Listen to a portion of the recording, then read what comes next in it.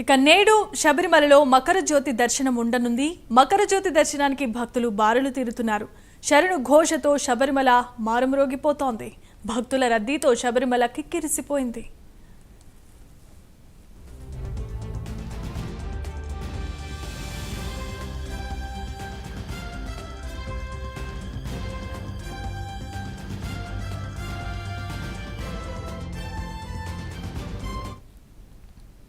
ఇక నేడు శబరిమలలో మకర జ్యోతి దర్శనం ఉండనుంది. మకర జ్యోతి దర్శనానికి ఇప్పటికే భక్తులు బారులు తీరుతున్నారు.